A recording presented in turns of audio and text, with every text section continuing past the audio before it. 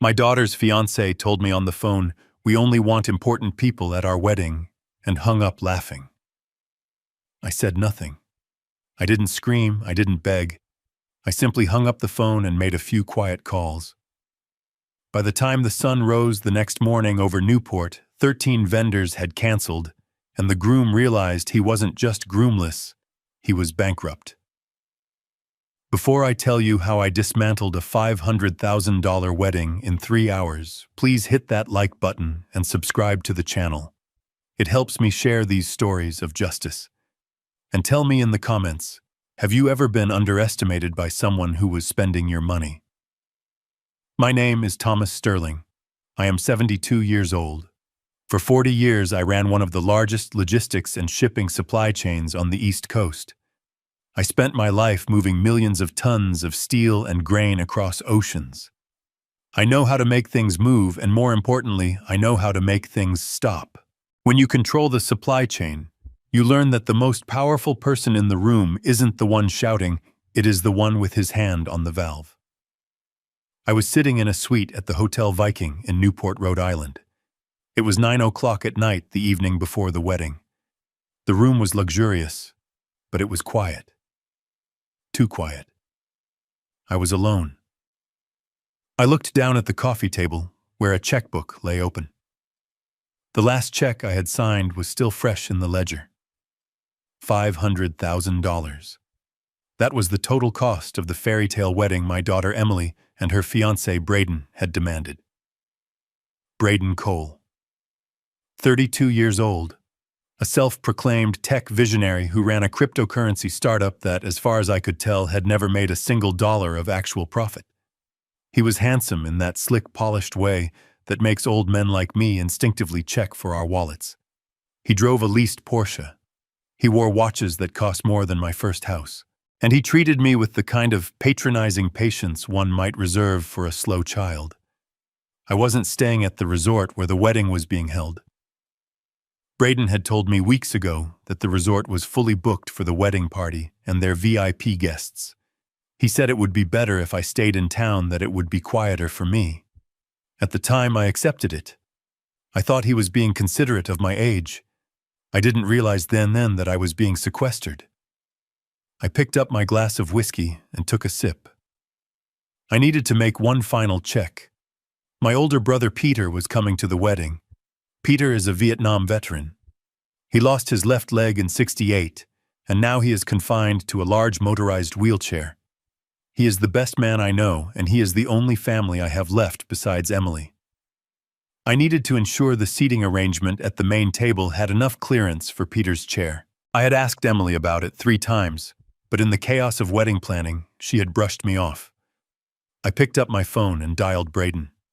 I knew Emily would be asleep or getting her beauty rest, but Braden would be awake. The phone rang 4 times before he picked up. The background noise was deafening. Thumping bass, screaming laughter, the sound of glass breaking. The bachelor party was clearly still in full swing, even though the wedding was less than 12 hours away. "Thomas," he shouted over the noise. "What is it?" "It is late, old man. Shouldn't you be drinking warm milk?" I ignored the jab. "Braden, I need to confirm the seating chart for the reception tomorrow. My brother Peter needs aisle access at the family table. His wheelchair is wide." There was a pause on the other end. Then I heard a muffled sound, like he was covering the microphone to laugh with someone. "Yeah, about that," Thomas Braden said, his voice dripping with a casual cruelty that made my grip tighten on the glass. "We made some changes to the floor plan this afternoon." "Changes?" I asked. "What kind of changes?" "Well, the ballroom got a little tight," Braden said.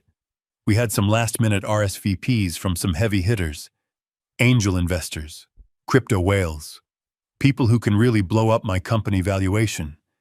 So we had to shift things around." "Shift things around? How, Braden?" "We moved the family table. You and your brother and those cousins from Ohio. You guys are going to be in the annex." The annex. I felt a cold chill run down my spine. The annex wasn't a ballroom. It was a glorified conference room down the hall from the main event. It had no view of the ocean. It had no view of the head table. It was where they put the storage crates during the off-season. "You are putting the father of the bride in a storage room," I asked, my voice low and steady. "Don't be dramatic, Thomas." Braden sighed. "It is a nice room. We put a speaker in there so you can hear the speeches. You just won't be able to see them." I stood up. I walked to the window and looked out at the dark harbor. "Braden, I paid for this wedding. My name is on the contract for the venue. I am the host. My brother is a war hero. We are sitting in the ballroom." Braden laughed. It was a cold, ugly sound. "Look, let me be honest with you, Thomas." He lowered his voice, but the arrogance was loud and clear. "This wedding isn't just a wedding. It is a networking event. It is my brand launch. And frankly, you and your brother don't fit the brand. Peter drools when he eats. You wear suits that look like they are from 1980. It kills the vibe." He took a breath, and then he delivered the line that would end his life as he knew it. "We only want important people in the main room, Thomas. The investors, the influencers, the future. You guys are the past. You are just the wallet. So just sit in the annex, eat the lobster I am letting you have, and stay out of the photos." I stood there frozen. The phone felt heavy in my hand. Important people. The lobster he was letting me have. "Braden," I started to say. "I have to go, Thomas." Braden interrupted. "My VIPs are waiting. Just show up on time to walk Emily down the aisle and then fade into the background. That is your job." The line went dead. I didn't throw the phone. I didn't scream. I didn't cry. I slowly lowered the phone to the table. I sat down in the leather armchair. I looked at the checkbook. Thomas Sterling, client. I looked at the stack of contracts I had brought with me just in case. Venue contract. Client Thomas Sterling. Catering contract. Client Thomas Sterling. Floral design. Client Thomas Sterling. Live band. Client Thomas Sterling. Braden thought he was the groom. He thought he was the star. But in the eyes of the law and in the eyes of the bank, he was nobody. He was a guest. I was the client. He wanted important people. He wanted the people who mattered. He had forgotten the golden rule of business. The most important person is the one who signs the check. I took a sip of my whiskey. It burned on the way down, good and sharp. He thought I was a senile old man, a clueless fossil who would just roll over and take the disrespect because I loved my daughter. And I did love Emily. I loved her enough to pay $500,000 for her happiness. But I loved her too much to let her marry a man who would treat her father and her disabled uncle like garbage. If he treated me this way while I was holding the checkbook, imagine how he would treat her once the money was gone. I looked at my watch. It was 9:15 p.m. The wedding was scheduled for noon the next day. The vendors would be starting their setups at 6 a.m. I had time. I opened my contact list. I didn't call Emily. She was likely asleep, or worse, she knew about this and had agreed to it. That thought hurt more than Braden's insults, but I pushed it aside. I would deal with my daughter later. Right now, I had a supply chain to disrupt. I took another sip of whiskey. I felt a cold calm settling over me. It was the same feeling I used to get right before I acquired a rival shipping company. The feeling of absolute control. Braden wanted a wedding for important people. Well, I was about to show him exactly how important I was.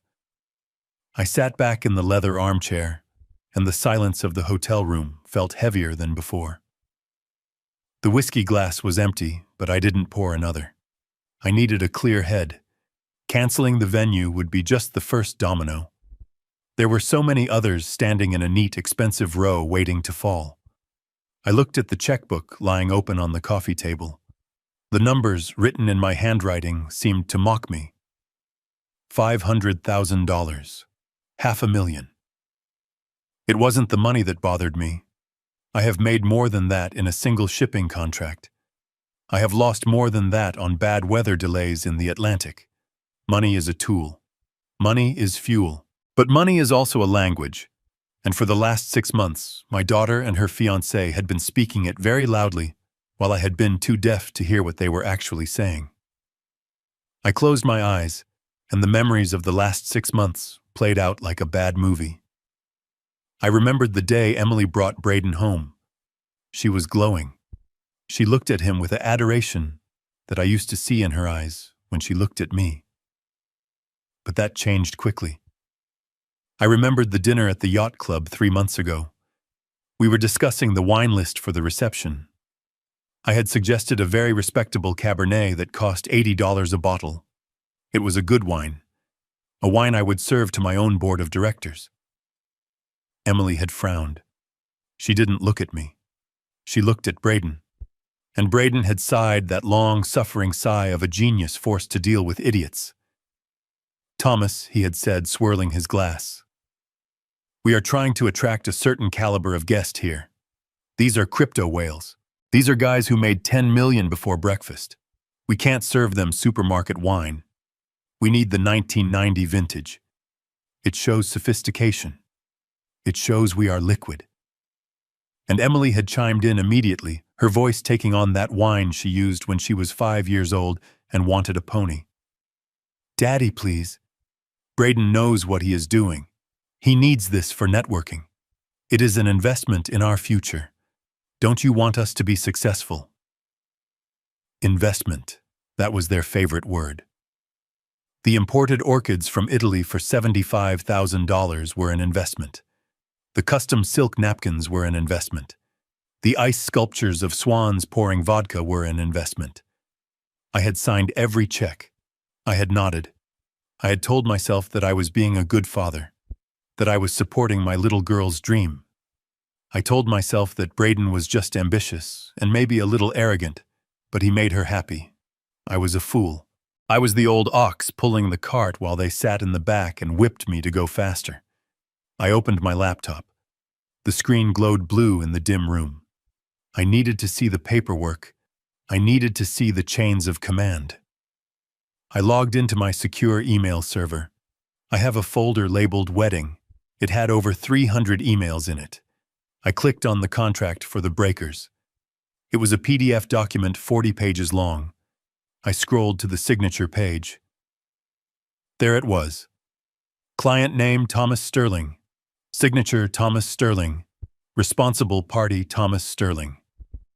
I clicked on the catering contract. $200,000 for lobster thermidor and Wagyu beef sliders. Client Thomas Sterling. I clicked on the florist. The lighting design.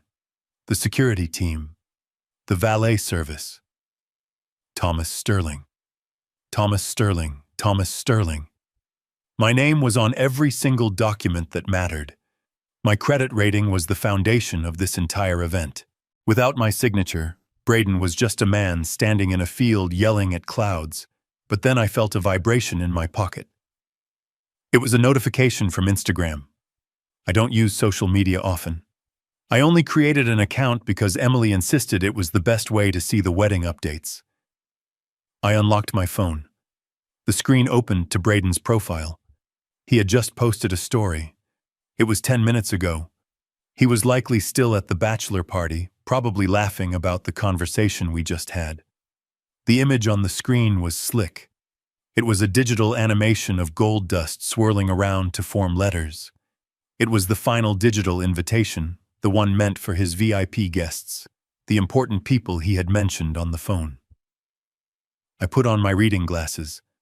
I leaned in close. The graphics were impressive. I am sure they cost a fortune. Probably another expense hidden in the miscellaneous category of the budget I paid for. The text faded into view. Braden Cole and Emily Sterling. I waited. I waited to see the rest. Usually a wedding invitation follows a protocol. Mr. and Mrs. Thomas Sterling request the honor of your presence. Or even simpler. together with their families. But the words didn't change. Braden Cole and Emily Sterling invite the innovators, the disruptors, and the elite to witness the merger of the century. I stared at the screen. I refreshed the page, thinking there must be a mistake. Thinking maybe the internet connection in the hotel was slow and the rest of the text hadn't loaded. But it wasn't the internet.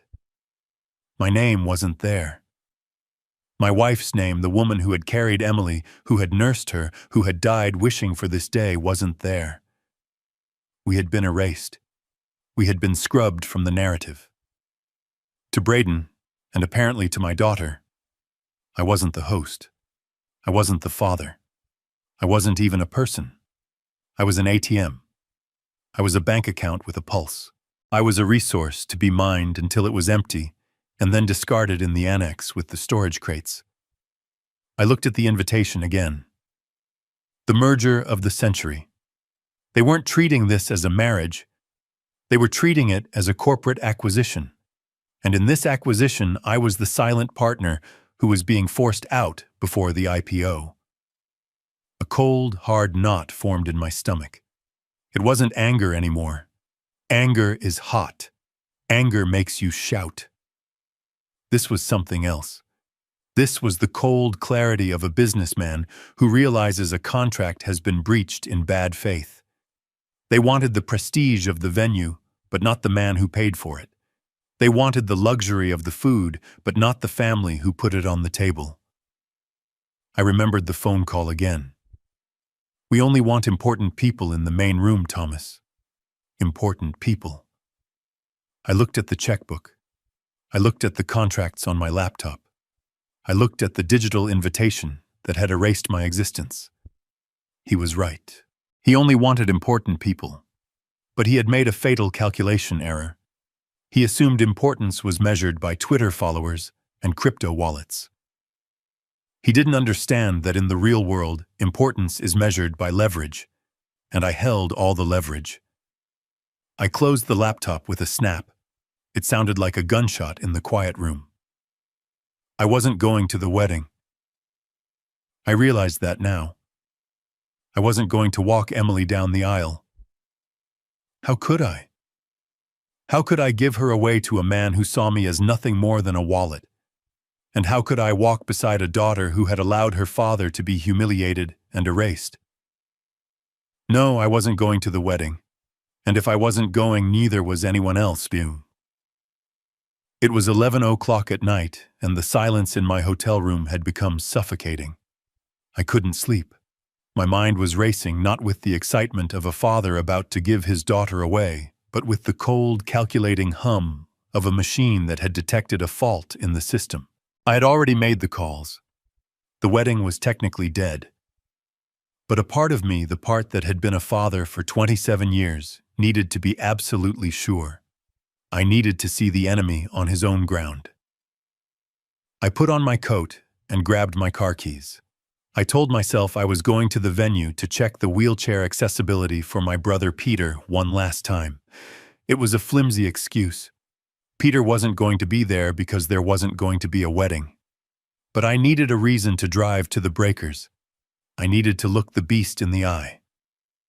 The drive to the mansion was short. The Newport air was thick with salt and money. The streets were quiet, lined with gas lamps and hedges that cost more than most people's cars. I pulled up to the service gate of the breakers. The main gate was closed, but I knew there would be activity inside. A security guard stepped out of the booth. He looked tired and annoyed, ready to turn away a lost tourist. He shone a flashlight into my car. "Sir, the property is closed for a private event," he started to say. I rolled down the window. The light hit my face. "I know it is closed," I said, my voice low. "I am the private event. I am Thomas Sterling." The guard hesitated. He lowered the flashlight. He looked at his clipboard, then back at me. He recognized the name. It was the name on his paycheck for the weekend. "Mr. Sterling," he said, straightening up. "I am sorry, sir. I didn't expect you. The groom and his party are still inside doing a final walkthrough." "Let me in," I said. I need to check the ADA ramp at the north entrance. My brother is coming tomorrow, and I want to make sure it is clear." "Of course, sir. Go right ahead." The gate buzzed and swung open. I drove through the gravel, crunching softly under my tires. I parked in the shadows away from the main entrance where a cluster of expensive sports cars were parked. Braden's leased Porsche was there right in the front. I got out of the car. The mansion loomed above me, a massive pile of stone and history built by the Vanderbilts to show the world how rich they were. Now it was being rented by a fraud to show the world how rich he pretended to be. I walked towards the side entrance, the one near the ballroom bar. I knew the layout perfectly. I had paid for the floor plan. I moved quietly.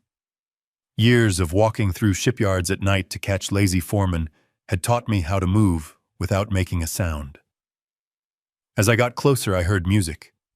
Not the elegant string quartet Emily had wanted, but loud thumping bass. And voices. Loud, boisterous male voices echoing off the stone walls. I slipped through the service door. The hallway was dim, lined with portraits of dead tycoons. I walked until I saw the light spilling out from the bar area adjacent to the ballroom. I stopped in the shadows of a large marble pillar. I had a clear view. There were 5 of them, Braden and his groomsmen. They were sitting around a table that was covered in bottles. My bottles. They were drinking the 30-year-old scotch I had specially ordered for the toast.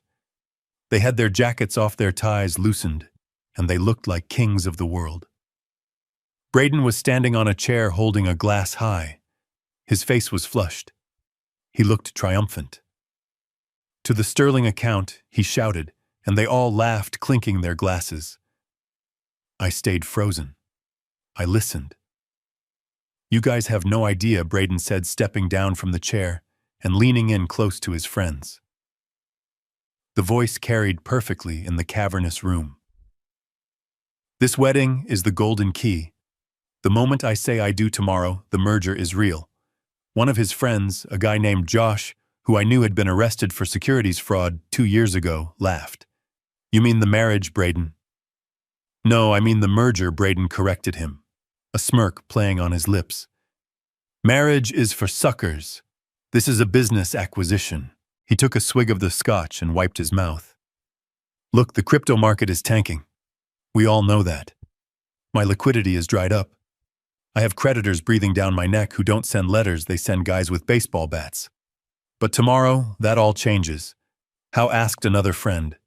"Because tomorrow," Braden said, his eyes gleaming with the manic energy of a con artist selling a monorail, "I become the son-in-law of Thomas Sterling."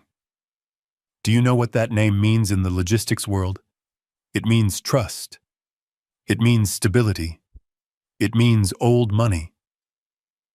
He paused for effect, looking around his circle of sycophants. "I have the press release ready to go at noon. As soon as the rings are on, Thomas Sterling joins the board of my new coin venture as senior strategic advisor. We are going to pivot to supply chain blockchain solutions." I felt the blood drain from my face. He wasn't just marrying my daughter for her inheritance. He was planning to skin my reputation and wear it like a suit. He was going to use my 40 years of hard work to legitimize a scam. "But does he know?" Josh asked. "Does the old man know he is an advisor?" Braden laughed.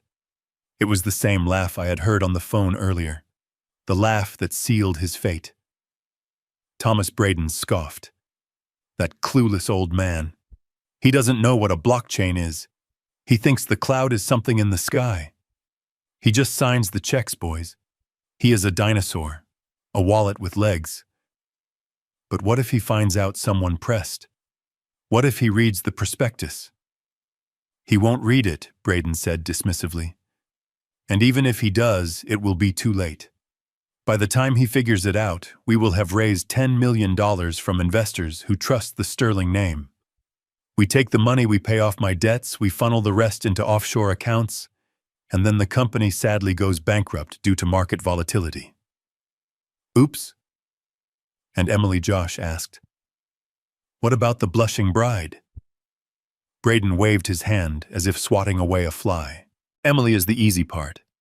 I have her wrapped around my finger. She is desperate to be a power couple. She thinks I am the next Elon Musk. I tell her jump, she asks how high. She won't ask questions as long as I keep buying her nice things. And if her dad makes a fuss, she will take my side. She always does. He raised his glass again. So here is to Thomas Sterling, the greatest investor I never asked for. May he rest in peace, or at least stay quiet in the nursing home soon. They roared with laughter. They clinked their glasses again, spilling my expensive scotch on the floor I had paid to polish. I stood there in the dark. The coldness I had felt in the hotel room spread through my entire body. It wasn't sadness anymore. It wasn't even anger. It was something far more dangerous. It was the feeling of a CEO looking at a bad investment and realizing it was time to liquidate the asset. He wasn't just a bad fiancé. He was a predator. He was planning to commit securities fraud using my name. He was planning to rob investors. He was planning to ruin my legacy. The legacy I had built to leave to Emily. And he thought I was clueless. He thought I was a dinosaur. I looked at him one last time. He looked so confident, so sure of his victory. He had no idea that the ground beneath his feet had already been mined and the fuse was burning. I didn't step out of the shadows. I didn't confront him. I didn't give him the satisfaction of seeing my anger. If I walked out there now, he would spin it. He would lie. He would gaslight me. No. I needed to be smarter. I needed to be the strategist he claimed I wasn't. I turned around slowly. My shoes made no sound on the marble. I walked back down the hallway, past the portraits of the captains of industry who had built this country. I felt a kinship with them. They knew how to deal with pirates. I walked out the service door into the cool night air. The ocean breeze hit my face. I took a deep breath, inhaling the salt. I walked back to my car. I got in and started the engine. As I drove away from the breakers, I didn't look back at the mansion. I looked at the road ahead. I wasn't a heartbroken father anymore. I wasn't a victim. I was Thomas Sterling, and I was about to manage the most aggressive, hostile takeover defense of my career. The drive back to the hotel was smooth. The city was sleeping, unaware of the storm that was coming. Braden wanted to use my reputation to raise $10 million. He wanted to use my name. Well, tomorrow he was going to get my name. He was going to get the full weight of it. And it was going to crush him. I walked back into my hotel suite and closed the heavy door behind me. The latch clicked with a sound of finality that echoed in the empty room. It was 1 a.m. The city of Newport was asleep outside my window, the harbor lights blinking in the distance, indifferent to the storm that was brewing inside this room. My heart was no longer racing. The adrenaline from the encounter at the mansion had settled into a cold, hard resolve. I poured myself a glass of water. I didn't need alcohol. I needed clarity. I needed precision. I sat at the mahogany desk and opened my laptop again. The blue light illuminated my face, casting long shadows across the room. I picked up my phone and dialed Rachel Goldstein. Rachel has been my personal attorney and corporate counsel for 30 years. She is a woman who sleeps 4 hours a night and eats nails for breakfast. She doesn't have a family. She has clients. And I am her biggest client. She answered on the first ring. Her voice was crisp, alert, as if she had been sitting by the phone waiting for a command. "Thomas," she said, "it is 1 a.m. You are supposed to be sleeping before the big day. Who do I need to sue?" I didn't waste time with pleasantries. "Rachel," I said, "I need you to open a file. Target is Braden Cole." I heard the sound of typing on the other end. She didn't ask why, she just started working. "I need a full financial forensic audit," I continued. "I want to know everything. His assets, his liabilities, his credit score, every loan he has taken out in the last 5 years." And Rachel dig deep. Look for the things that don't show up on a standard credit report. There was a pause. The typing stopped for a second. You think he is dirty, Thomas? She asked. I know he is, I said. I just heard him admit to a room full of drunks that he plans to use my name to launch a fraudulent securities offering on Monday morning. He calls it a merger. I call it a Ponzi scheme. I need the ammunition to bury him before he can dig the hole. Give me 30 minutes, Rachel said. The line went dead. I sat there in the silence. I looked at the checkbook on the table. $500,000. It was a lot of money to burn. But it was cheaper than the cost of my reputation. It was cheaper than the cost of my daughter's future tied to a felon. I waited. I watched the minutes tick by on the digital clock. 1:10, 1:20, 1:30. Exactly 30 minutes later, my phone rang. I put it on speaker. Tell me, I said. Thomas, Rachel said, and her voice had lost its crisp edge. It was lower now. Serious. Dangerous. You were right. But it is worse than you think. Much worse. How bad? I asked. He is insolvent, Thomas. Completely underwater. He has 28 credit cards maxed out. His Porsche is up for repossession next week. He hasn't paid rent on his penthouse in 3 months. But that is just the surface. Go on. He has a judgment against him from a private equity firm in New York for fraud. But he has managed to keep it quiet. And Thomas, he owes money to private lenders. You mean loan sharks? I asked. I mean entities that operate outside the banking system, Rachel said carefully. High interest, short terms, physical collateral. He owes $2 million. $2 million. The number hung in the air. That explains the desperation, I said. That explains why he needs the VIPs. Exactly, Rachel said. I looked into his company structure. It is a shell game. He has zero liquidity. He has been telling his creditors that he has a major capital injection coming next week. He has been using your name, Thomas. He showed them a prospectus listing you as a guarantor. I felt a surge of rage, but I pushed it down. Rage is useless. Action is everything. So the wedding, I said, connecting the dots. The wedding is the closing ceremony, Rachel confirmed. It is a show. He needs those investors in the room. He needs them to see you walking Emily down the aisle. He needs the photos. He needs the validation. If he pulls this off, if he gets them to sign the checks on Monday, he pays off the sharks and lives to scam another day. And if he doesn't, I asked. If the money doesn't come through by Monday close of business, Rachel said, he is a dead man walking. The sharks will come for him. The bank will seize everything. He goes to prison or the hospital. I leaned back in my chair. So he isn't marrying Emily because he loves her, I said softly. He is marrying her because she is his human shield. It appears so, Rachel said. I looked at the contracts on the table, the venue, the catering, the flowers. Rachel, I said, I need you to review the cancellation clauses on the wedding contracts. All of them. I already did, she said. I have them in front of me. You are the sole signatory. You are the client of record. Can I cancel? I asked. You can, she said. You will lose the deposits. It will cost you about $150,000 in penalties.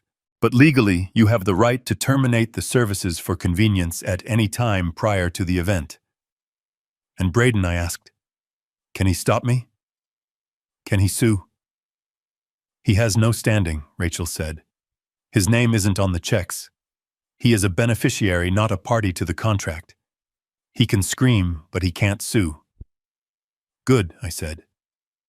Thomas, Rachel said, her voice softening slightly. If you do this, you are going to nuke the wedding.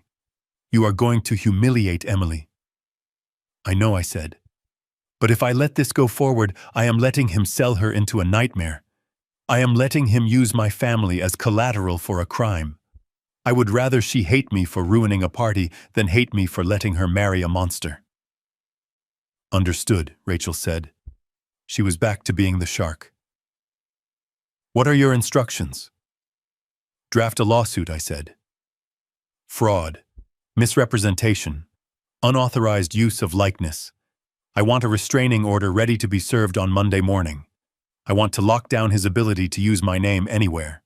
Consider it done. Anything else? Yes, I said. I am going to handle the logistics of the cancellation personally. I want to make sure the message is received loud and clear. Be careful, Thomas Rachel warned. A desperate man is a dangerous man.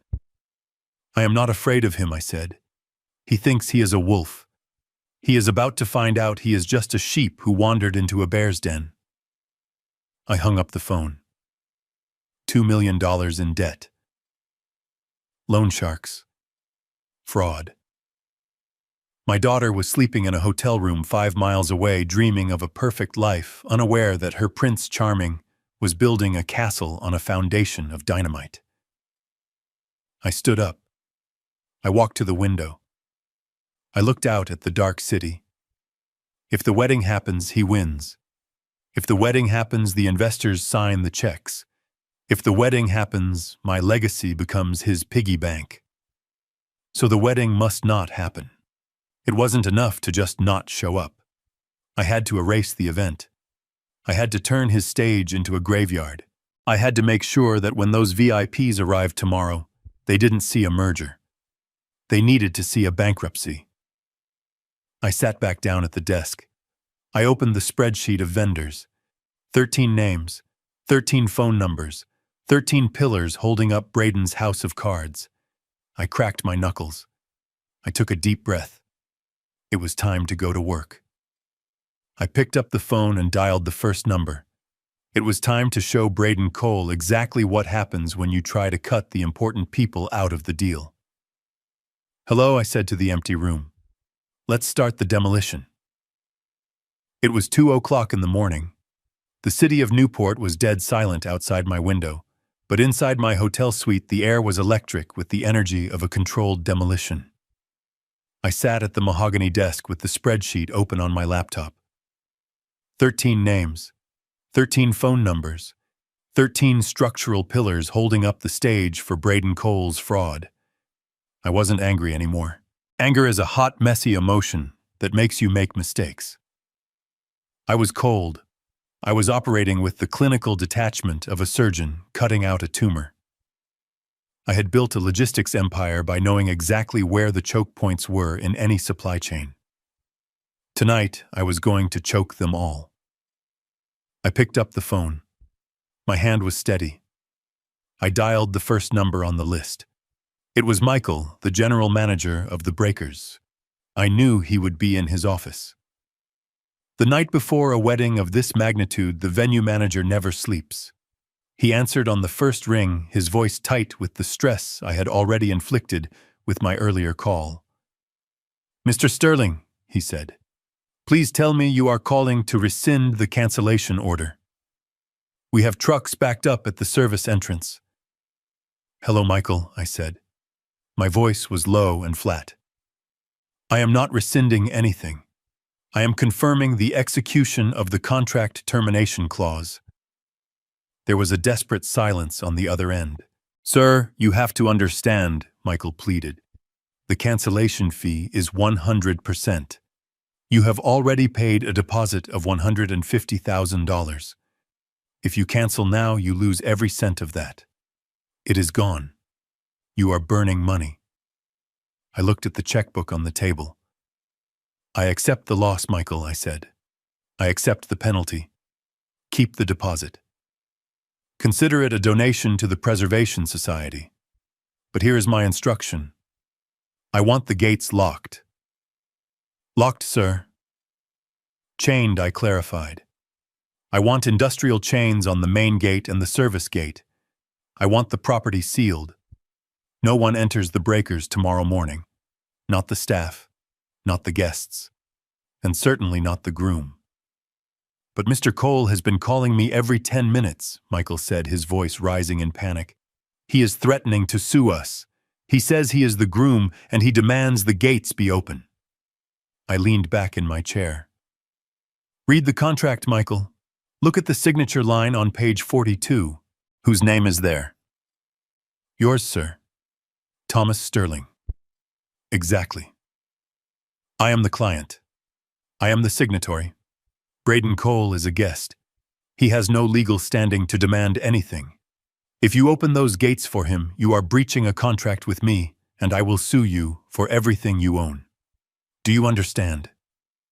I heard him swallow hard over the line. I understand, Mr. Sterling. The gates will remain locked. Good. Post security at the perimeter. If anyone tries to climb the fence, have them arrested for trespassing. I hung up. One down. The fortress was sealed. Now to starve the army. I dialed the second number. Sarah, the head of the catering company. She picked up immediately. I could hear the clatter of pots and pans in the background, the shouting of sous chefs. Sarah, I said. It is Thomas Sterling. Mr. Sterling, she gasped. We are loading the vans. The Wagyu beef is seared. The lobsters are prepped. We are on schedule.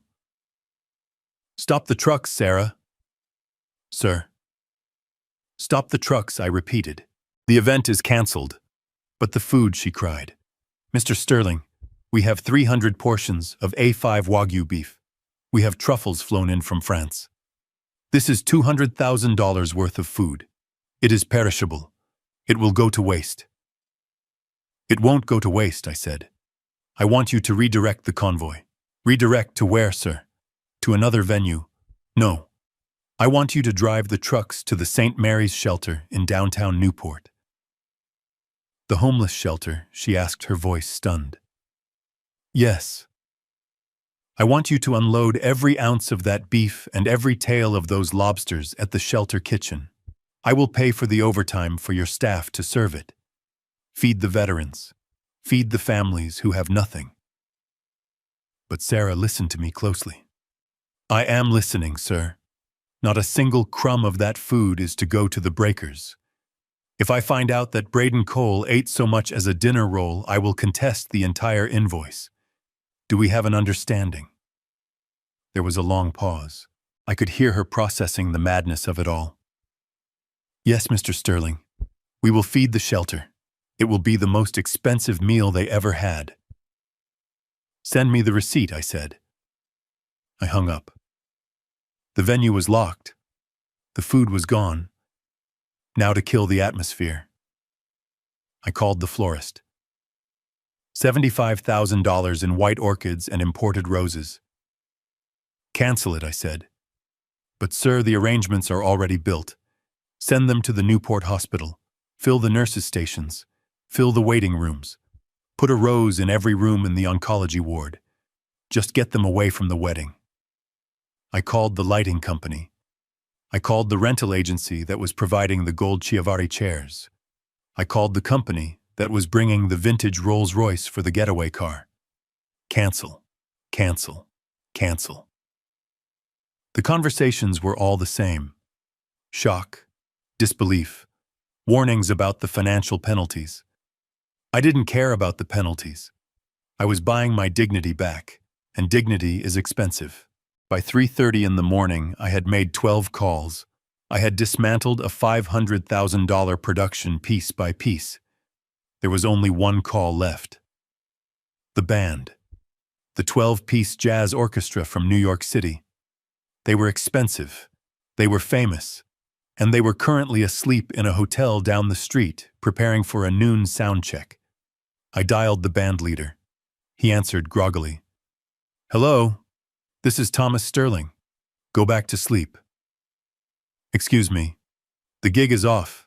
I have wired your full fee plus a cancellation bonus to your agency account. Pack your instruments and go back to New York. Is this a joke? He asked, waking up. Check your bank account, I said. I heard him fumbling with a phone, then a low whistle. Okay, Mr. Sterling. The money is there. We are leaving in the morning. Do not go to the venue, I warned. Do not set up a single microphone. Understood, sir. Thank you for the bonus. I hung up the phone. It was 4 o'clock in the morning. The room was silent again, but it felt different now. It wasn't the heavy silence of waiting. It was the empty silence of a battlefield after the artillery has stopped firing. I had done it. I had effectively incinerated $500,000 in 4 hours. The venue was locked. The food was at a homeless shelter. The flowers were at a hospital. The band was going home. When the sun rose in 2 hours, Braden Cole would wake up thinking he was the king of the world. He would put on his tuxedo. He would rehearse his speech to the investors. He would drive to the breakers expecting to see a fairy tale. Instead, he was going to find a chain on the gate and a ghost town. He wanted a wedding for important people. He wanted to exclude the old man who wrote the checks because I didn't fit his brand. I stood up and walked to the minibar. I took out a small bottle of whiskey. I poured it into a glass without ice. I walked to the window and looked out at the dark harbor. The first hint of gray was touching the horizon. The day was coming. The day of reckoning. I raised the glass to the reflection of my own tired face in the window. You wanted to erase me, Braden, I whispered. You wanted me to be invisible. Well, I just made your entire future invisible. I took a sip of the whiskey. It tasted like victory. Cold, hard, expensive victory. Good luck with the important people, Braden. I finished the drink and set the glass down on the table next to the checkbook. I didn't close the checkbook. I left it open to the stub of the check that had started all of this. I went into the bathroom and turned on the shower. I needed to shave. I needed to dress. I wasn't going to a wedding today. I was going to an execution, and I wanted to look my best. 7 o'clock in the morning. The sun rose over Newport with a brilliance that felt almost insulting. It was a perfect day. The sky was a piercing robin egg blue without a single cloud to mar the horizon. The ocean sparkled like a field of diamonds. It was the kind of weather brides pray for, the kind of weather that makes photographers weep with joy. It was a beautiful day for a wedding. It was also a beautiful day for a reckoning. I stood on the balcony of my hotel suite holding a cup of black coffee. The steam rose in the cool morning air. I watched the city wake up. Delivery trucks were moving. Tourists were starting to line up for breakfast. The world was turning just as it always did, completely unaware that a few miles away, a disaster was waiting to happen, behind a locked iron gate. I felt calm. It was a strange sensation. For the last 6 months, I had felt anxious, marginalized, and small. I had felt like an accessory to my own life. But this morning, that feeling was gone. It had been replaced by the cold steel of certainty. I had pulled the trigger. The bullet was already in the air. Now all I had to do was watch it hit the target. I went back inside and picked up my phone. There was a text message. It had come in at 6:45 a.m. It was from Emily. I stared at her name on the screen. For a split second, a flicker of hope ignited in my chest. Maybe she had realized. Maybe she had woken up and thought about her father. Maybe she was calling to say she loved me, to say she wanted me walking beside her, because I was her dad, not because I was her financier. I opened the message. Daddy. Good morning. Today is the big day, just a few reminders. Please make sure you arrive on time, but please use the service entrance near the annex. We don't want to clutter the main foyer when the investors start arriving. And please, Daddy, try not to tell those old stories about the shipyard. Braden's partners are very high-level tech people. They won't understand manual labor stories. It is embarrassing. Love you. I read it once, then I read it again. Embarrassing. Manual labor stories. Service entrance. The flicker of hope didn't just die. It was extinguished like a cigarette crushed under a boot. I didn't reply. What was there to say? She had made her position clear. She was ashamed of me. She was ashamed of the hard work that had paid for her private schools, her horses, her education, and this very wedding. She wanted the money, but she didn't want the man who earned it. She wanted the lifestyle, but she didn't want the history. I placed the phone face down on the table. I walked to the closet. Braden had made a joke last night about my suits. He said I looked like I was from 1980. He thought I was a dinosaur in an ill-fitting polyester blend. He was about to see what a dinosaur looks like when he decides to bite. I reached into the garment bag I had brought with me. I hadn't brought the beige linen suit Emily had suggested. She wanted me to blend into the wallpaper to look harmless and soft. Instead, I pulled out a suit I had commissioned in Milan 3 months ago. It was a bespoke tuxedo cut from midnight blue vicuña wool. It cost $12,000. It was sharp, modern, and aggressive. It was the kind of suit you wear to close a hostile takeover. The kind of suit you wear when you are the most powerful man in the room. I dressed slowly, giving every detail my full attention.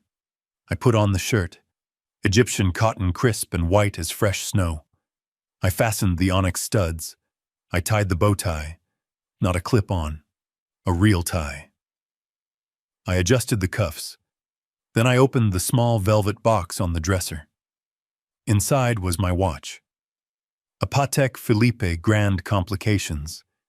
It was worth more than Braden's entire leased fleet of cars. I rarely wore it.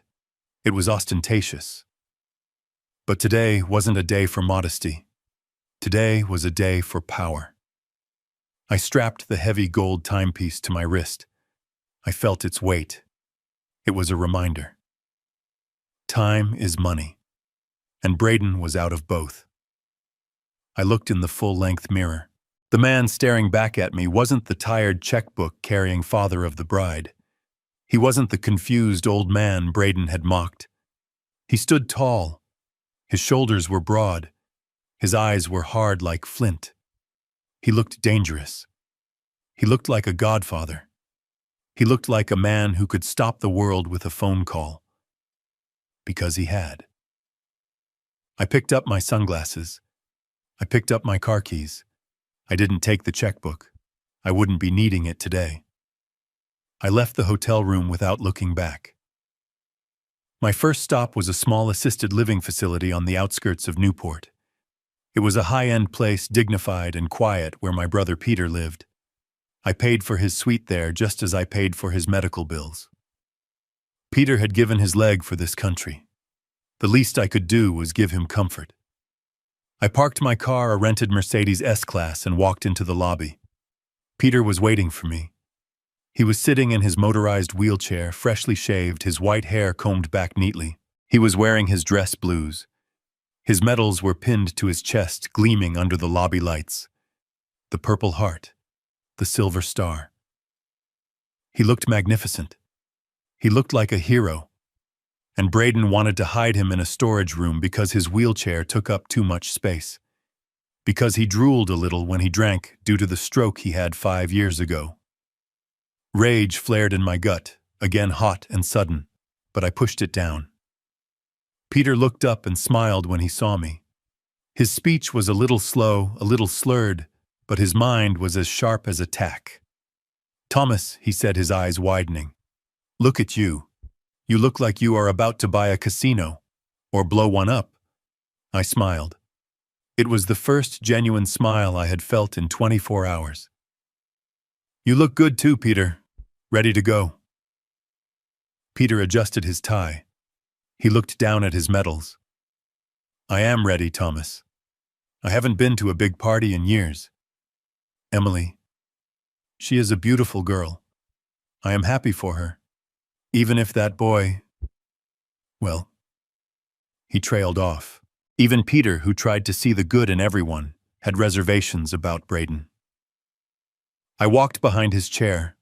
I gripped the handles not to push him. He could drive it himself, but to feel the connection, to feel the family bond that Braden and Emily had treated so cheaply. "Let's go, Peter," I said. We went out to the car. I helped him transfer from the chair to the passenger seat. I folded the heavy wheelchair and put it in the trunk. It was heavy, awkward work, but I did it with a fierce pride. This was my brother. He wasn't a burden. He was my blood. I got into the driver's seat and started the engine. Peter looked at me. He sensed the tension. He saw the hard set of my jaw, the way I gripped the steering wheel. "Thomas," he asked softly, "is everything all right? You seem different." I looked at him. I looked at the man who had shared a bunk bed with me, who had protected me from bullies when we were kids, who had come home from war broken, but unbroken. "Everything is exactly as it should be, Peter," I said. He paused. "So we are going to the wedding. We are going to the party." I pulled out of the parking lot and turned onto the road that led toward the ocean, toward the cliffs, toward the breakers. "No, Peter," I said, my voice calm and low. "We aren't going to a party." He looked confused. "Then what are we doing, Thomas?" I glanced at the digital clock on the dashboard. It was 8:30 a.m. The photographers would be arriving soon. The VIPs would be getting into their limousines. The curtain was about to rise on the greatest disaster of Braden Cole's life. I adjusted my sunglasses. "We are going to the theater, Peter," I said. "We are going to watch a tragedy, and we have the best seats in the house." Peter didn't ask any more questions. He just nodded. He trusted me. That was what family did. They trusted each other. I drove toward the coast. The road was smooth. The sun was shining. In 30 minutes, Braden would arrive at the venue. He would expect a red carpet. He would expect champagne. He was about to find out that the only thing waiting for him was a padlock and a parking lot full of dust. The calm before the storm was over. The thunder was about to roll. It was 9:00 sharp. I pulled the rented Mercedes into a parking spot on the street opposite the main entrance of the breakers. It was a good spot. It was shaded by an old oak tree, and it offered a perfect unobstructed view of the massive wrought iron gates that guarded the Vanderbilt estate. Peter sat beside me in the passenger seat. He adjusted his dress blues, smoothing the fabric over his chest. He looked out the window, his eyes narrowing as he took in the scene. "Is that the gate, Thomas?" he asked. "That is the gate," I said. "It looks closed," Peter observed. "It is closed," I said. "It is very closed." We didn't have to wait long. At 9:05, the roar of engines shattered the morning peace. A convoy appeared around the corner. It was led by Braden's silver Porsche, the one I knew was 2 weeks away from repossession. Behind him were 2 black SUVs filled with his groomsmen. They drove with the arrogance of conquering heroes. They honked their horns. They revved their engines. They were loud. They were flashy. They were exactly the kind of people who thought the rules didn't apply to them because they were wearing sunglasses that cost $500. The convoy pulled up to the main gate. I watched as Braden hopped out of the driver's seat. He was wearing a white tuxedo. He looked like a waiter at a bad casino. He adjusted his cuffs, flashed a brilliant smile at his friends, and spread his arms wide as if to embrace the mansion. "All right, boys," he shouted, his voice carrying across the street. "Let's get some content. First look photos. I want the mansion in the background. I want it to scream success." His groomsmen tumbled out of the SUVs, laughing and high-fiving. They were holding champagne bottles. They were ready to party. They walked toward the gate, expecting the heavy iron to swing open magically for them. They didn't. Braden reached the gate and stopped. His forward momentum died instantly. He frowned. He grabbed the iron bars and gave them a shake. The gates rattled, but they didn't move. A heavy industrial chain, the kind used to secure shipping containers, was wrapped around the center bars, secured by a padlock, the size of a brick. "What the hell?" Braden muttered. He looked around.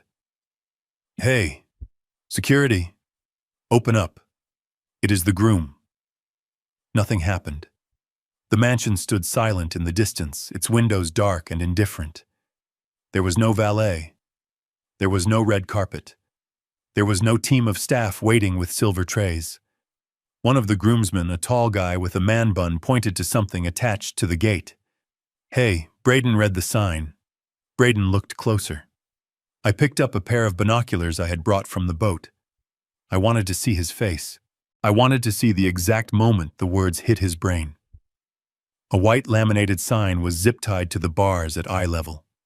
It was printed in bold black letters. Private event cancelled by contract holder. No trespassing. Police will be called. I watched Braden read it. I watched his lips move. I watched the color drain from his face, leaving him looking pale and sickly against the white tuxedo. "Cancelled," he whispered. He stepped back as if the sign had burned him. He looked at the chain. He looked through the bars at the long, sweeping driveway that led up to the house. It was empty. Usually at 9 a.m. on a wedding day, the lawn would be a hive of activity. There would be trucks unloading flowers. There would be crews setting up the arch. There would be the sound of the band doing a sound check. But there was nothing. The lawn was just grass. The terrace was bare stone. The $75,000 floral arch wasn't there. The gold chairs weren't there. The stage for the jazz orchestra wasn't there. It was a void. It was a vacuum. Braden spun around, his eyes wild. He pulled his phone from his pocket. His hands were shaking so badly he almost dropped it. He dialed a number. I knew who he was calling. Michael, the venue manager. I couldn't hear Michael's side of the conversation, but I could hear Braden perfectly. He was screaming now, his voice cracking with panic. "Michael, what is going on? The gate is locked. There is a chain. Open the damn gate. I have photographers here." He paused, listening. His face went from pale to red. A deep, angry flush crept up his neck. "What do you mean cancelled? I didn't cancel anything. I am the groom. I am the star of this show. You can't cancel on me." He listened again. He started to pace back and forth in front of the locked gate, kicking at the gravel. "Sterling." "What do you mean Sterling cancelled?" "He can't do that. He just paid for it. It is my wedding."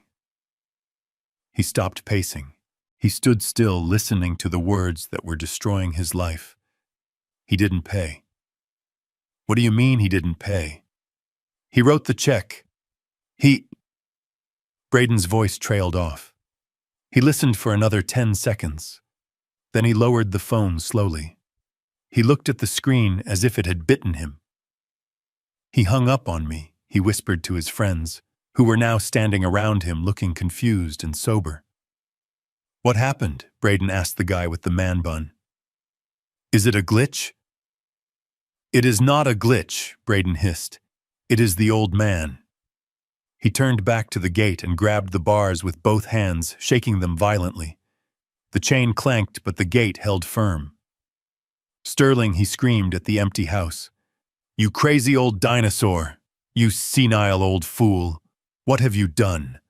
He kicked the iron bars. He kicked them until he winced in pain, hopping on one foot in his expensive loafers.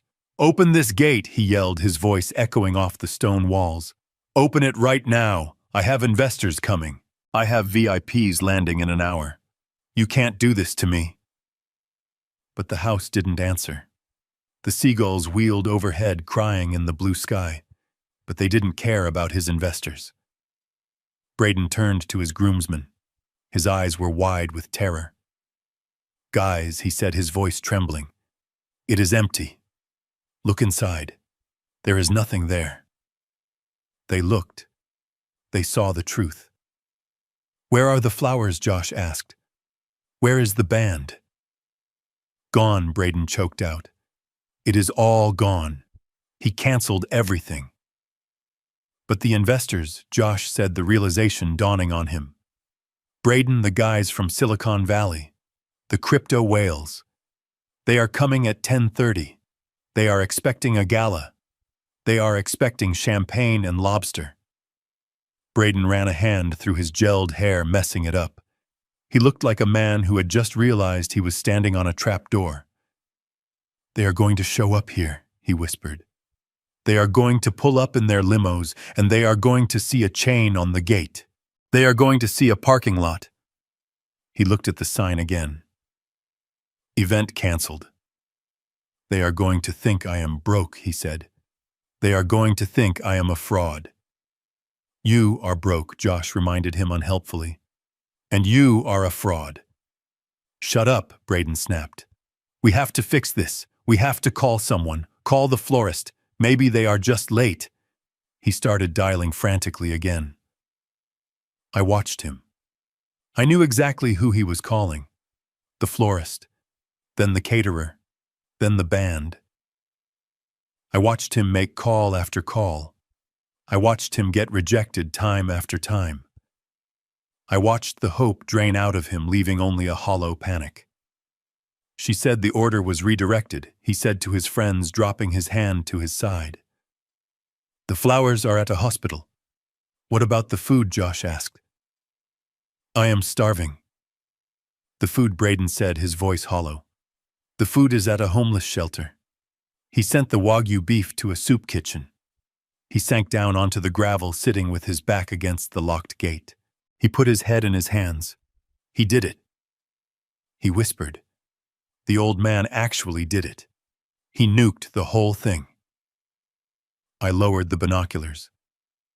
Peter looked at me. He had a small, satisfied smile on his face. "That looks like a man who just realized his check bounced," Peter said. "It is worse than that, Peter," I said. "That is a man who just realized his life bounced." I watched Braden for a moment longer. He was pulling at his hair. His friends were checking their watches, clearly wondering if they should bail before the ship went down completely. They were fair-weather friends, and the weather had just turned stormy. Braden stood up suddenly.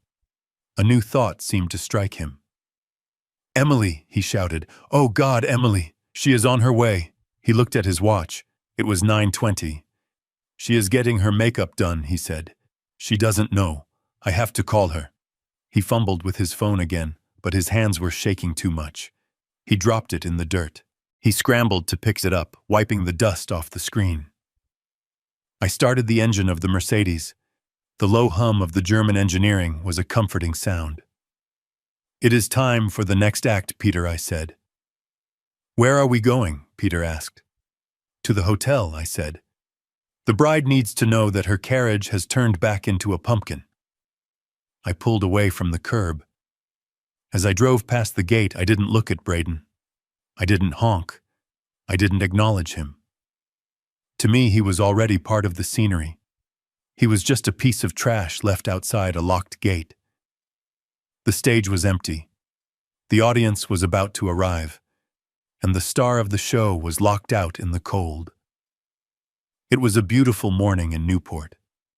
The air was crisp. The sun was shining, and somewhere in a hotel room, my daughter was getting ready for a wedding that didn't exist. I drove toward the city center.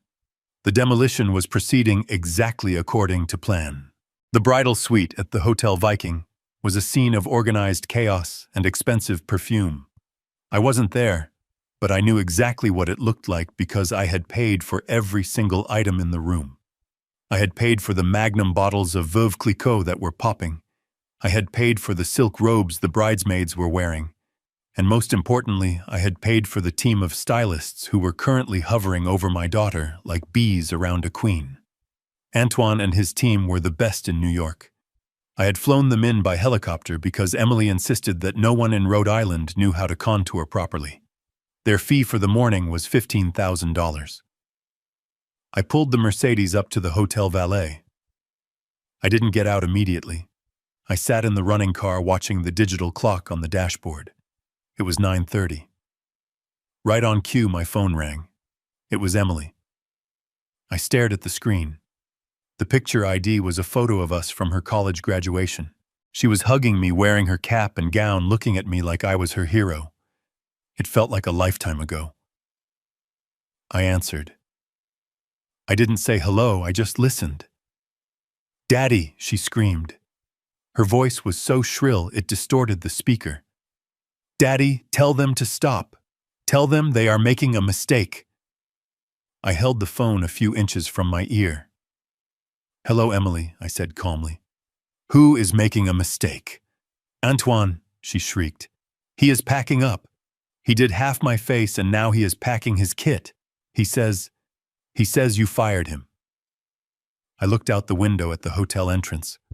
I saw a group of people in black outfits rolling suitcases out of the lobby. It was Antoine and his crew. They moved fast. They were professionals. "He is correct, Emily," I said. "I terminated his contract effective immediately." But why, she wailed. "It is my wedding day. I look like a clown. One eye is done and the other isn't. You can't do this to me. Fix it, Daddy. Pay him whatever he wants." "I am not paying him anything, Emily," I said. "I already paid him to leave." There was a silence on the line. A stunned, gasping silence. I could hear her breathing fast and shallow, hyperventilating. "Daddy," she whispered. "What is going on?" Braden called me. He was screaming something about a lock on the gate. He said you canceled the venue." "I did. But the guests, the investors, the press release. The press release, I asked, my voice dropping an octave. "You mean the one where Braden announces I am his new strategic advisor without my consent? The one where he uses my name to pump his crypto scheme?" She went quiet. She knew.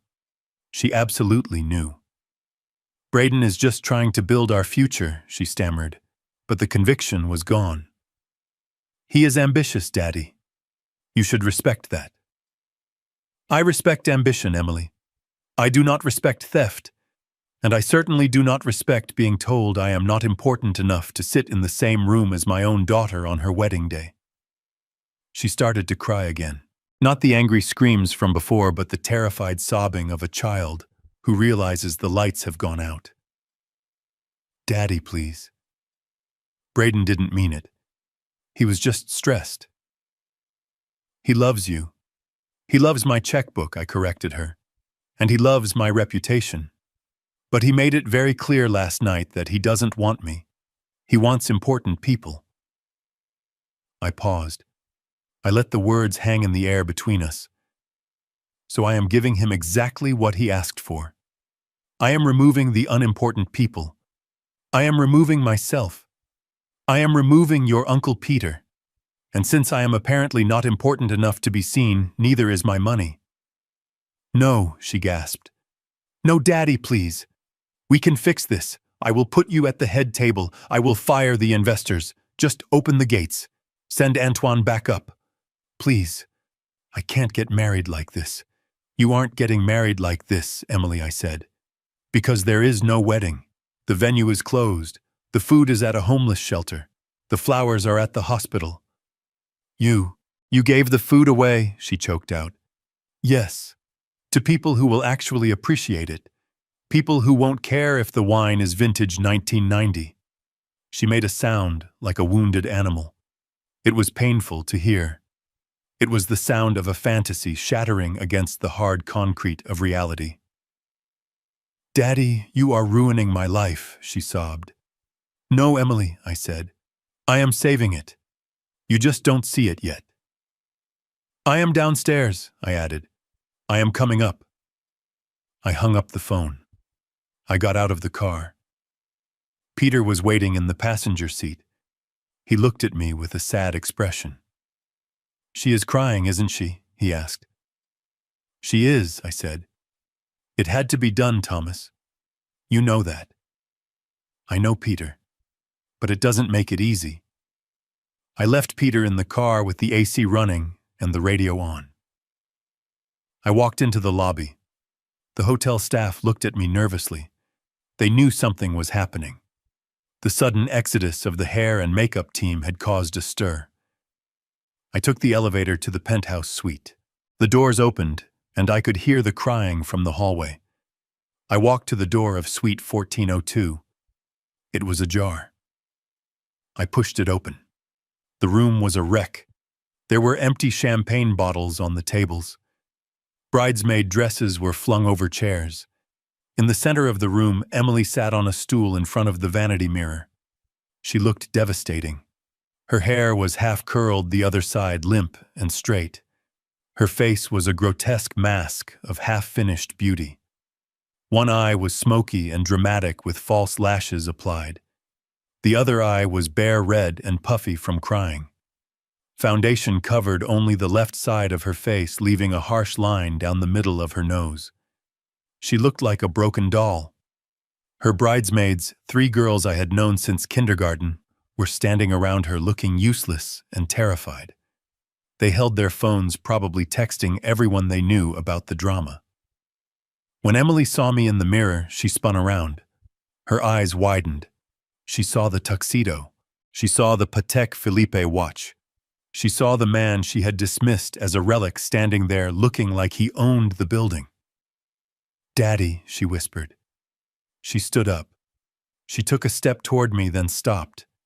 She looked at her reflection in the mirror, then back at me. She realized how she looked. She realized that the image of perfection she had tried so hard to curate was ruined. "Why?" she asked, her voice trembling. "Why did you do this?" I walked into the room. The bridesmaids parted like the Red Sea. I stopped in front of her. "I didn't do this, Emily," I said softly. "You did. You and Braden." "Me?" she asked, pointing to her chest. "I just wanted a nice wedding." "No. You wanted a show. You wanted a merger. You wanted to erase your family to impress a bunch of strangers who don't care about you." I pulled out my phone.